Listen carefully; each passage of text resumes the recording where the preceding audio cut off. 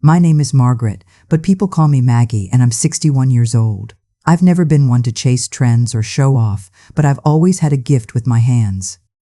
Sewing has been my quiet joy since I was a girl.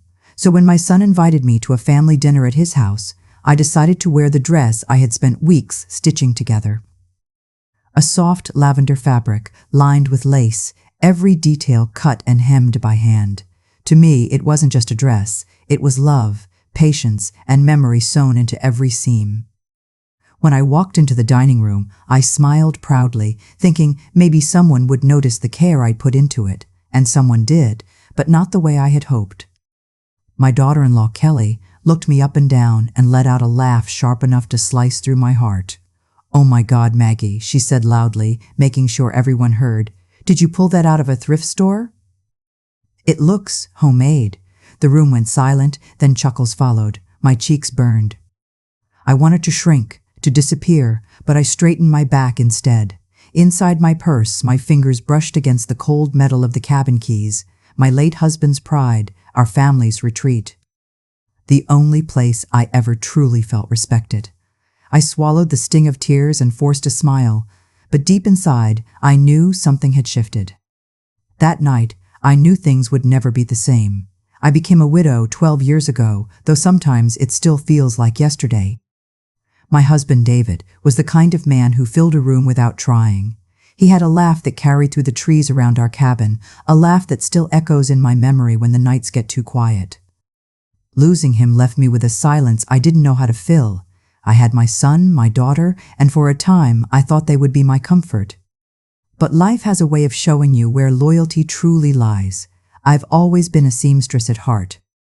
It started when I was a girl with a needle in my hand, learning from my grandmother how to take scraps of fabric and turn them into something beautiful. When David and I married, money was tight. Sewing wasn't just a hobby, it was survival. I mended his work shirts, stitched curtains for our little house, and later made Halloween costumes for the kids. Over the years, it became more than utility. It became my way of expressing love. Every stitch held a piece of me. Even after David was gone, sewing grounded me. When grief felt unbearable, I'd sit by the window with fabric across my lap, losing myself in the rhythm of needle and thread. It was the only thing that reminded me I still had purpose. My son, Michael, grew into a serious man, the kind who always seemed impatient with me. My daughter, Rachel, used to adore my sewing when she was younger, but as she grew older, she distanced herself, trading homemade for store-bought warm for polished. Somewhere along the line, both of them started seeing me less as their mother and more as a fixture in the background. They call when they need something, babysitting, baking, or patching a hem, but rarely just to hear my voice. And then there's Kelly, my daughter-in-law. From the very beginning, she found ways to belittle me, not always directly, but with sharp smiles, rolling eyes, and comments that cut deeper than she probably realized.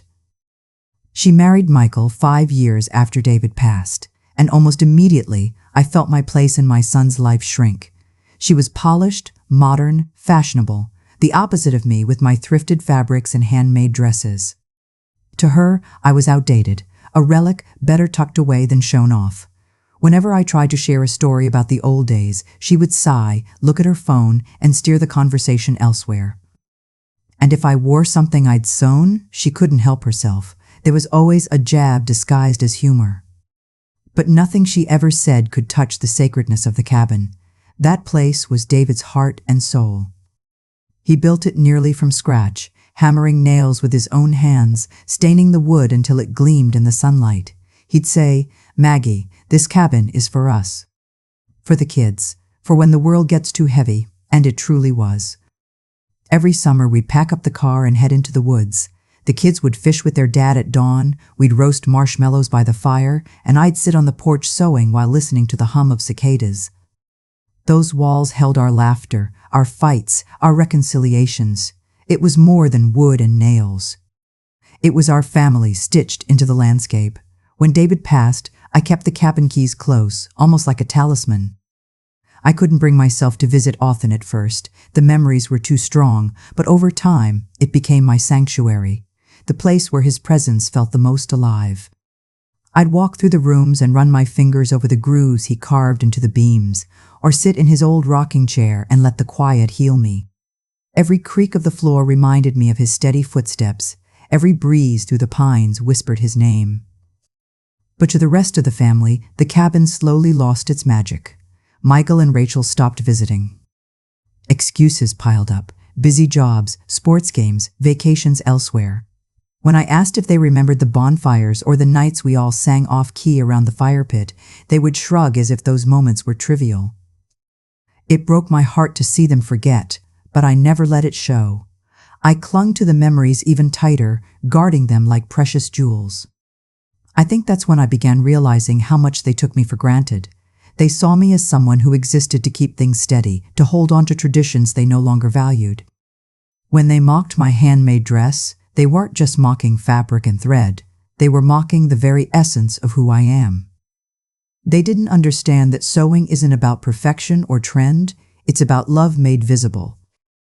Kelly especially seemed determined to erase that part of me. She'd laugh when I gifted the grandchildren little hand-sewn toys, insisting they preferred store-bought ones. She once even said, "You really don't have to waste your time making these old-fashioned things, Maggie. Waste my time," as if love could ever be a waste. Still, I held my tongue more often than not. It was easier to swallow the sting than to create conflict.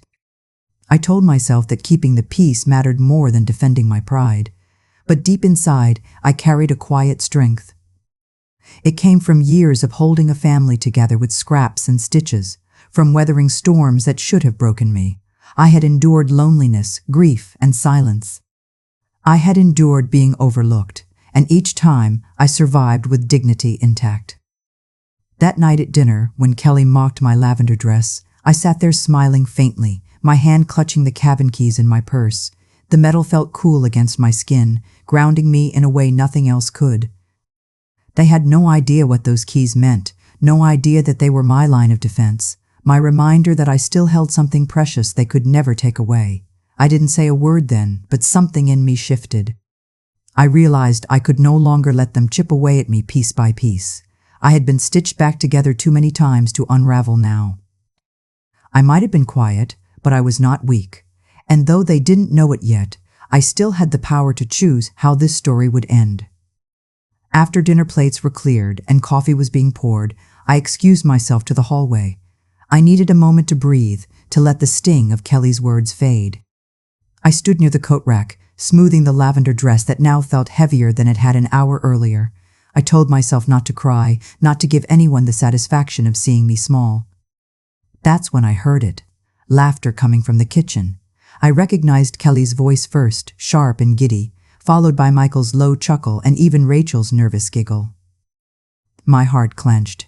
"She really thinks those dresses look good," Kelly said between laughs. "It's like watching someone play dress-up in Grandma's curtains." "She means well," Rachel murmured, but there was no defense in her tone, just a weak attempt to soften the cruelty. Michael spoke next. "Honestly, I don't know why she bothers. She should focus on something useful. Like finally selling that old cabin. Imagine the money we could put toward the kids' college fund or even a new vacation spot." The words hit me harder than Kelly's insult ever could. The cabin, David's cabin, reduced to nothing more than a bargaining chip. My fingers tightened around the keys in my purse. That little ring of metal had weight now, heavier than gold. Inside, a storm brewed. Every instinct screamed for me to walk back in, to defend myself, to tell them exactly what that cabin meant. But another voice, quieter yet firmer, told me to stay silent. If I argued, they'd dismiss me as sentimental, out of touch, clinging to the past. They already laughed at my dress. I couldn't bear to watch them laugh at David's memory too. I leaned against the wall, the house spinning with chatter and clinking cups. Their laughter carried easily, each note pressing against my chest. Kelly's voice again. "If we sell it, we could finally have something worth enjoying." "No one even goes there. It's just sitting in the woods, rotting. Why keep it?" That was the moment I realized this wasn't about fabric or lace. It wasn't about a lavender dress at all. It was about me, the parts of me they wanted erased. My sewing, my traditions, my memories, the places I still held sacred. To them, I was outdated, inconvenient, and so was the cabin. I closed my eyes and inhaled slowly, letting the air steady me. I thought of David's strong hands building the porch, of my children's laughter when they were small, of the night we all lay under the stars wrapped in quilts I'd sewn. That cabin was my proof that love had once lived here. And I would not let them reduce it to dollar signs. When I finally returned to the table, my smile was steady, though my heart ached. I joined in polite conversation, nodded where I needed to, and no one suspected I'd overheard a thing. But inside, something shifted. I made a vow to myself that night. They could laugh at my dress. They could roll their eyes at my sewing. But the cabin, our cabin, was mine to protect. They would never understand its worth, not in dollars, but in history, in love, in the very essence of who I was. And if I had to stand alone to keep it safe, then so be it. That night, as I drove home, the cabin keys jingled in my purse with every turn of the wheel. Each sound reminded me this was no longer just about holding on to memories. This was about defending my place, my dignity, and the life David and I built together. I didn't know how yet, but I knew I would. The night after the dinner, I couldn't sleep. Every time I closed my eyes, I saw Kelly's smirk and heard Michael's careless words about selling the cabin. My heart ached with a mix of sorrow and anger, but more than anything, I felt a deep resolve building inside me. I knew I needed to look back before I could decide how to move forward. The next morning, I went to the cabin alone. The drive out was familiar, the winding road lined with trees that had grown taller since David first hammered the foundation into the earth. When I arrived, I parked and just sat for a moment, staring at the porch where David once sat polishing his boots, where the kids once set out milk and cookies for imaginary woodland friends. The place still carried their laughter, even if they had long forgotten it. Inside, dust floated in shafts of light, and the air smelled faintly of cedar and old books. I set my purse down on the worn wooden table and noticed the scratches where Rachel once practiced carving her initials with a butter knife. My heart swelled and cracked at the same time. I pulled out an old photo album from the shelf. Its leather cover was worn, the edges frayed, but when I opened it, the images burst with life. There was Michael, missing his front tooth, holding up the first fish he ever caught. Rachel, wrapped in the quilt I had stitched from David's work shirts, smiling so wide her eyes disappeared. And there was David, always at the center, his arms slung around us like he could hold the world together if he tried hard enough. I ran my fingers over the photographs until tears blurred the ink. Then I closed the album and placed it gently back on the shelf. Next, I found my sewing kit where I'd left it years ago, tucked into a drawer. Inside were scraps of fabric from the children's old clothes, a piece of Rachel's blue sundress, a patch from Michael's baseball uniform. To anyone else, it looked like clutter, but to me, it was a mosaic of our life. Later that week, I sat with my children in Michael's living room. Kelly hovered nearby, pretending to tidy up but listening closely. I wanted to test them to see if there was still a spark of memory, of loyalty left in their hearts.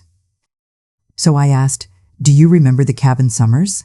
The nights we stayed up chasing fireflies, the mornings we made pancakes on the wood stove?" Rachel barely looked up from her phone. "Yeah, Mom, that was nice, but we've all moved on. Life's different now." Michael shrugged. "The cabin's old, Mom." "It's just sitting there. Wouldn't it make more sense to sell it and do something useful with the money?" Kelly chimed in, her voice dripping with false concern. "Exactly. It's a burden for you, Maggie. You shouldn't have to worry about maintaining it. Let it go." I smiled faintly, though my chest tightened. "And what about the memories? Doesn't that matter?" I asked softly, searching their faces. Rachel sighed, impatient. "Memories aren't tied to a building, Mom. We carry them with us. Honestly, it feels like you're just clinging." Her words sliced deep. I realized then that they no longer saw the cabin as sacred. To them, it was an inconvenience. Only Kelly's voice grew stronger each time, pushing the idea of selling, framing it as practical and wise. I noticed the way Michael leaned toward her, nodding, echoing her words. And Rachel, my daughter who once begged to stay an extra night at the cabin, now rolled her eyes when I spoke of it. The very people I thought would protect David's legacy were swayed by Kelly's influence. When I got home that night, I opened David's old wooden box, the one I kept on the top shelf of my closet. Inside were letters he'd written me during our early years together. His handwriting was bold and sure, every line filled with love and conviction. One letter stood out. In it, he wrote, "This cabin is more than wood, Maggie. It's a promise. No matter what happens, it will always be ours. Protected for the kids, for yourself. Don't let anyone take it from you." I pressed the letter to my chest and whispered into the quiet, "I promise, David, I won't let them erase us." The more I thought about it, the clearer it became. This wasn't just about the cabin. It was about my place in this family. Each dismissal, each mocking laugh, was a way of telling me I no longer mattered. Selling the cabin would be the final step in erasing everything David and I built. But they underestimated me. They always had. They thought my silence meant weakness, that my love for sewing and my quiet ways made me fragile. They didn't see the strength it took to hold a family together after burying a husband, to keep showing up even when no one seemed to care. I began to plan, though quietly, carefully. I let them think I was wavering, that maybe their arguments made sense. I asked questions, nodded along, all while keeping my own counsel. They didn't know that each time I touched the keys in my purse, I was reminding myself that the power was still mine. The cabin was in my name. The choice was mine alone. They might laugh at me. They might dismiss me. But I had something they couldn't take, control. And though they didn't know it yet, the woman they thought was too soft, too outdated, too easy to ignore, was about to show them just how wrong they were. A week after that tense conversation in Michael's living room, I dropped by unannounced to bring over a pie I had baked. Old habits die hard, and I still tried to offer kindness even when my heart felt bruised. When I arrived, the house was quiet except for voices drifting from the dining room. I paused by the doorway, pie still in my hands, when I realized they were on speakerphone. Kelly's voice rang clear. "Yes, I think it's a perfect time to list. The market's strong, and that cabin isn't worth much in its current condition. But with the land, it could fetch a good price. Can you send over some paperwork?" My breath caught. A realtor. She wasn't just talking, she had already taken steps. Michael's voice followed, low and uneasy. "Are you sure Mom will go for this?" Kelly scoffed. "She doesn't need to go for it. She'll see it's the smart thing once we explain. Besides, she's sentimental, not practical. We can handle the details." I stood frozen, the smell of cinnamon and apples from the pie suddenly sickening. My own children, conspiring to strip away the last piece of David I had left, as though my wishes were irrelevant. I finally stepped into the room, forcing a calm tone. "What's this? I'm hearing about the cabin." They both jumped. Michael fumbled with the phone until the line went dead. Kelly, unflinching, crossed her arms. "Maggie, we were just looking into options. It's an old wooden box in the woods. It's not doing anyone any good just sitting there." Her words sliced me open. Old wooden box. To her, the walls that had once sheltered our laughter, the porch where David held our children, the rooms where life unfolded, all reduced to worthless timber. "I see," I said softly, though my throat burned. "And you thought you'd make this decision without me?" Michael sighed, avoiding my eyes. "Mom, we're just trying to be practical. The cabin doesn't mean what it used to. We could use the money for things that matter now." I looked at my son, the boy who once begged his father to let him sleep in a tent by the lake, who used to run barefoot through the grass chasing fireflies. Did he really believe money mattered more than those memories? Or had Kelly's voice grown so loud that he no longer remembered his own? The betrayal pressed heavy on my chest, but I swallowed it down. If I lashed out, they'd dismiss me as emotional, weak, irrational. Instead, I kept my voice steady. "I appreciate your concern, but the cabin is in my name. It's not yours to sell." Kelly rolled her eyes. "That's exactly the problem. You're clinging to the past. One day you'll thank us for pushing you to let go." Her confidence was chilling, her certainty that she could reshape my life as if I were a piece of furniture to move aside. I nodded, though inside I was screaming. They saw my memories as worthless, my voice as background noise.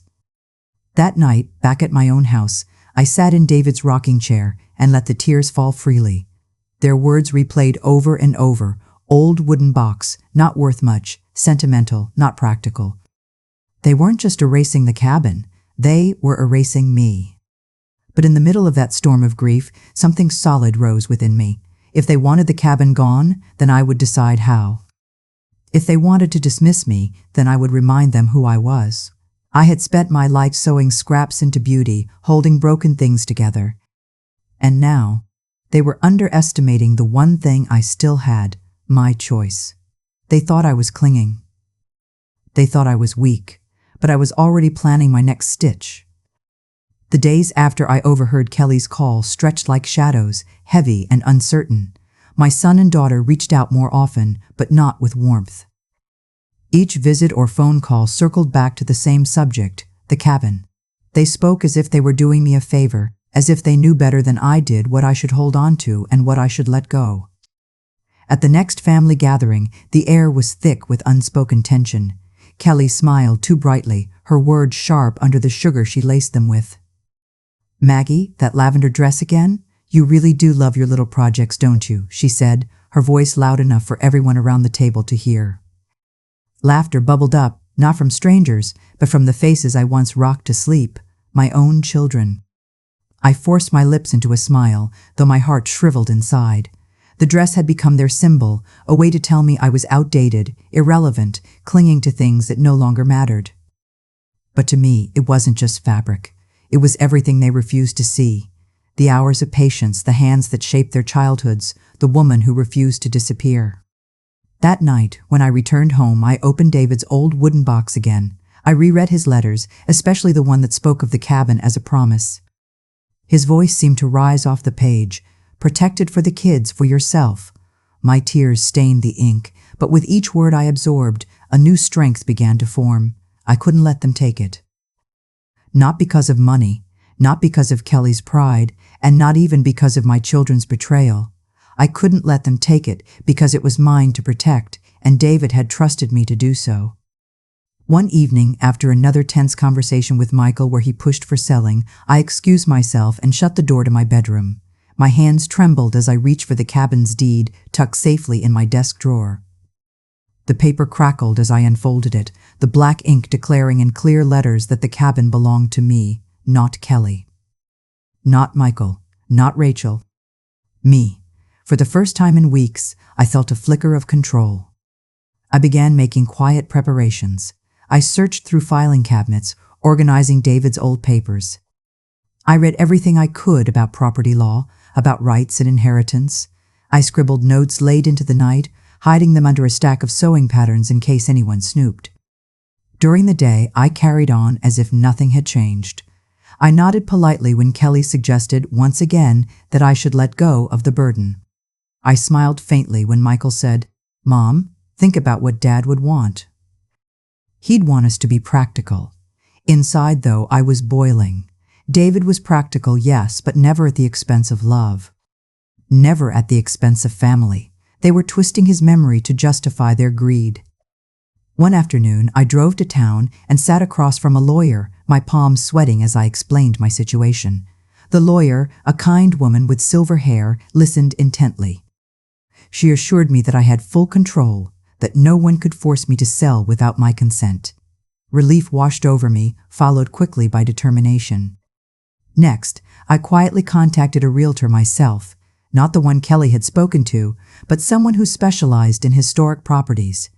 We spoke about possibilities, about ways the cabin could be preserved rather than destroyed. I didn't make any decisions then, but knowing I had options gave me power. Each step I took was like sewing a hidden stitch in a garment. Invisible to the outside eye, but holding everything together. They thought I was passive, that their words rolled off me. They didn't see the strength I carried in silence, the plan forming thread by thread.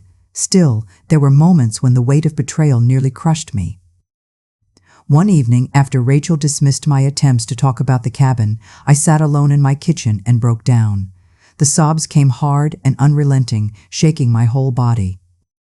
I buried my face in my hands, feeling the sting of being unwanted, of being mocked by the very people I had sacrificed for. But after the storm passed, I stood, wiped my tears, and looked at my reflection in the window. My eyes were swollen, but there was fire there too, a fire they didn't recognize because they had spent too long thinking I was soft. I whispered to myself, they don't know me, not really. From that night forward, my sorrow transformed into resolve. I kept my secrets close, wore my handmade dresses proudly, and clutched the cabin keys like a weapon. At the next family meeting, when Kelly once again called the cabin a useless old shack, I simply smiled. Michael looked surprised, perhaps expecting me to argue, but I gave them nothing, no fuel to feed on. They believed I was finally giving up. What they didn't know was that I had already sewn the first stitches of their undoing. The cabin was mine. The choice was mine. And when the time came, I would show them that the woman they mocked, the woman they underestimated, was stronger than they had ever imagined. The air in Michael's dining room felt tight, almost suffocating, as if the walls themselves leaned closer to hear the verdict. The table was already set with papers when I arrived. Neat stacks, glossy folders, pens lined up like weapons waiting to be drawn. Kelly sat at the head of the table, though it wasn't her home, her manicured hands resting smugly on the documents. My children, Michael and Rachel, hovered nearby, shifting uneasily but saying nothing. I settled into the empty chair across from them.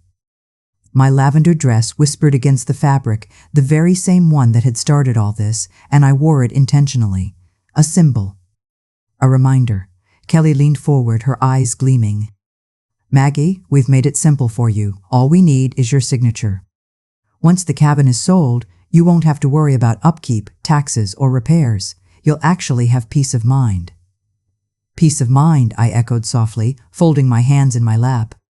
Yes, she said brightly, it's the practical choice. We can finally put that money to good use, maybe a family vacation or helping the kids get settled. Michael cleared his throat. Mom, she's right. It's the smart thing to do. Dad would have wanted us to move forward, not cling to the past. I felt Rachel's gaze flicker toward me, uncertain, but she didn't speak. I let the silence stretch until it grew uncomfortable, then asked, and what about the memories? The summers? The promises made there? Kelly gave a sharp laugh. Memories don't pay bills, Maggie. Let's be honest, it's just an old wooden box. Romantic, sure, but useless. We're offering you a way out. Her words hit like a slap. But instead of breaking, I felt my spine straighten. I glanced at the stack of papers between us. You've all thought about this carefully, I said. Yes, Kelly said firmly, sliding the contract toward me. All that's left is for you to sign. The pen rolled across the table and stopped in front of me. For a moment, I let them believe I was considering it. I picked up the pen, held it between my fingers, and looked each of them in the eye. Then I set it down. You're too late, I said quietly. Kelly blinked. What? I opened my purse and pulled out a thin manila envelope. My heart thudded, but my voice remained steady as I laid the papers on the table. The cabin has already been sold. The room went still. Michael's mouth parted, his brows furrowing. Rachel gasped softly. Kelly's face twisted. What do you mean it's already been sold? To who? To a conservation group, I answered, sliding the documents closer for them to see. They promised to preserve it. No tearing it down. No chopping it into pieces. It will remain exactly as David built it. Michael's voice cracked. Mom, why didn't you tell us? Because, I said evenly, you never asked what I wanted. You told me what you wanted. You mocked me, dismissed me, treated me as if I had no voice in my own life. I tapped the papers. This was mine to decide, and I decided. Kelly shoved the contract back toward me, her cheeks flushing red. You've betrayed us. Do you realize what you've done? That was our inheritance, our future, and you've given it away for nothing. For nothing, I repeated, my voice rising for the first time. I leaned forward, the fire in my chest spilling out. I gave it to the earth. I gave it to the people who will honor it. I gave it to the memory of your father, who built it with his hands and never once called it useless. That cabin was never a bank account. It was love. And if you can't see that, then you never understood me, or him. Rachel's eyes brimmed with tears, but Kelly stood abruptly, her fists clenched. You're selfish, Maggie. You robbed us of what was rightfully ours. I rose to my feet too, taller than I had felt in years. My voice cut sharp through the tension. No. You robbed yourselves. With every cruel word, with every laugh at my dress, with every time you told me my memories were worthless. You wanted profit, I wanted dignity. And for once I chose myself. Michael rubbed his forehead, his voice heavy. So, that's it? There's nothing left? Nothing for you to fight over, I said simply. Slowly, I reached into my purse one last time and pulled out the cabin keys. They dangled from my fingers, catching the light, the symbol of everything I had carried alone. With deliberate calm, I set them on the center of the table. You wanted these, I said softly. Now they mean nothing. The cabin no longer belongs to this family. It belongs to those who will care for it. My burden is gone. Kelly stared at the keys as if they were poisoned. I can't believe this. I can't believe you would do this to us. I met her gaze. You did this to yourselves when you mocked the dress I made with my own hands, when you laughed at the woman who kept this family alive after her husband died. You thought I was weak, easy to push aside. You were wrong. The silence that followed was deafening. No one reached for the keys. No one touched the papers. Finally, I turned and walked toward the door. My hands trembled, but not from fear, from release. For the first time in years, I wasn't holding on. As I stepped outside, I whispered to the night air, to David, to myself, it was mine to give, and I gave it with love. Inside, the voices rose in anger, but I didn't turn back. The cabin was safe. My dignity was safe. And I was free. The night of that confrontation, I returned home and sat in David's old rocking chair, listening to the creak of the wood and the soft hum of the quiet house. The voices of my family still rang in my ears, sharp with anger and disappointment, but instead of breaking me, they seemed to fade into the background, like the distant echo of a storm already past. For the first time in a long time, I felt a steady calm. I had lost something that night. Not the cabin, but the illusion that my family valued me for more than what I could give them. It stung, yes, but in the middle of that sting was a strange relief. I no longer needed to wonder where I stood. Their anger was proof that they had seen me, finally, as someone who could not be controlled. The cabin was safe, preserved as David would have wanted. That thought alone wrapped around me like a warm blanket. When I closed my eyes, I could still see him standing on the porch, his hand raised in greeting as the children ran down to the lake. Those memories no longer felt like a weight I had to protect. They were free, untouchable, no longer threatened by greed or mockery. In the days that followed, I found myself at my sewing table again. The fabric spread before me was a deep sapphire blue, rich and bold. My hands moved with a confidence I hadn't felt in years. Stitch by stitch, I wasn't just making a dress. I was stitching myself back together piece by piece, stronger, steadier, unashamed. This time, the dress wasn't for a family gathering where I hoped for approval. It was for me. I wanted to wear something that reflected the woman I had become, not outdated, not foolish, but resilient. Every thread carried my quiet defiance and my reclaimed pride. One afternoon, I wore that dress to visit my neighbor Linda, who had always offered me kindness when others did not. She welcomed me with open arms, her eyes lighting up. "Maggie, you look radiant," she said. "Like you've let go of something heavy." And she was right. I had. Over coffee, I told her bits of what had happened. She listened without judgment, squeezing my hand when the words caught in my throat. "Family doesn't always understand the value of what we hold dear," she said softly, "but that doesn't make it less valuable." Her words eased something inside me. I realized I wasn't as alone as I had felt. There were people in my life who saw me, who appreciated me, who respected the woman I was. I just needed to stop chasing approval from those who never intended to give it. The more I leaned into those connections, old friends, kind neighbors, the quilting group I had abandoned years ago, the lighter I felt. They admired my work, shared their own stories of loss and strength, and reminded me that dignity doesn't come from others' applause. It comes from within. The cabin keys no longer sat heavy in my purse. Instead, I kept a small piece of fabric from David's favorite shirt in my sewing box, a quiet symbol of love that didn't need to be defended or explained.